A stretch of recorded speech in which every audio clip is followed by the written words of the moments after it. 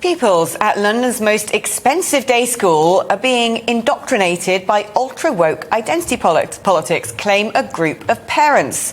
The American school in London counts celebrities and the super wealthy among those who send their offspring there. Well, now a group of worried parents has sent a 12-page document to the head teacher complaining that students are being taught divisive critical race theory, an import from the United States which they say is discriminatory with its focus on white privilege. Well, we're joined now by Hugh and Alexandra Cochrane, who have 2 children at the school. Can you explain to us why you're concerned? What sort of things are your children being taught?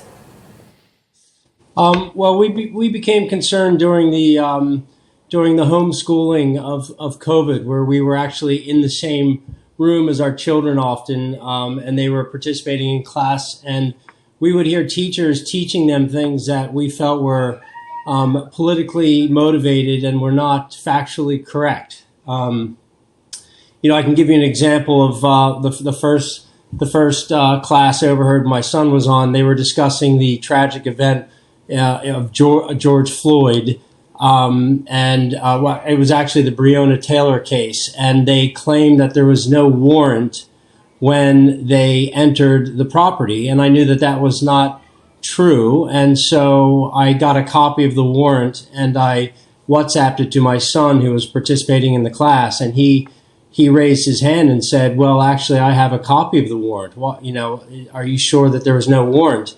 And the teacher admonished him for presenting the fact, and we just thought that was completely unacceptable, and in fact.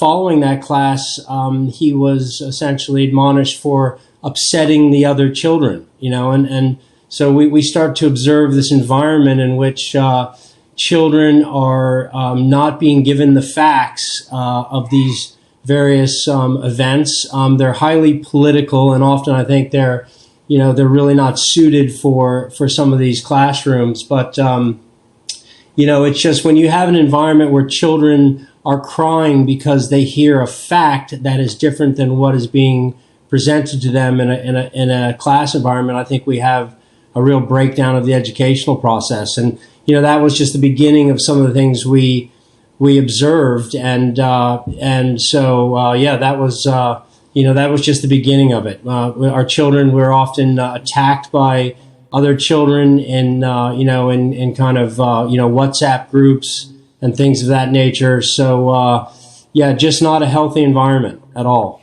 Can you explain a little bit more about what critical race theory is? I mean, I know it is quite prevalent now in America, but this is one of the first examples I've heard of that being taught in a school in the UK. So if you could give us a little explanation of what that is and explain how that is sort of impacting your children, the way they think about themselves. Well, I mean, I don't want to pretend to be an expert on critical race theory, but I do know that one of the fundamental tenets is that the Constitution of the United States is the foundation of it is fundamentally a racist document, and I can't think of anything that's less true. I mean, the United States Constitution has been one of the most important documents in the history of freedom and liberty for people. And to essentially create a thought process whereby that is something that's considered racist is just beyond any understanding I possibly could have. Why we would want to do that? I think it's just teaching children that they're responsible for. We all know that there were a lot of terrible racist events and policies in past generations, but to blame children today for something that has happened in the past is completely wrong. And critical race theory is actually it's not about equality. It's not about what Dr. Martin Luther King brought, with the civil rights movement. It's about punishing. It's about punishing people. It's about solving racism with more racism. It's about solving oppression with more oppression. It's about solving problems of discrimination with more discrimination. It does not make any sense. It's ideology, and it's being forced upon our children in schools, and it needs to stop. Alexandra, I'm just looking at the fees at this school, and they are eye-watering. what you're paying to put your children through this school. But a lot of people in this country are going to look, well, hang on, this is the American school in London. You're all paying a fortune to send your children there. The politics in the United States, well, that's your problem. We're all aware of the problems over the last 4 years with what happened with President Trump. You've now got a new president. Why should we necessarily be bothered that you're worried about what's being taught at the American school in London? It's not our affair.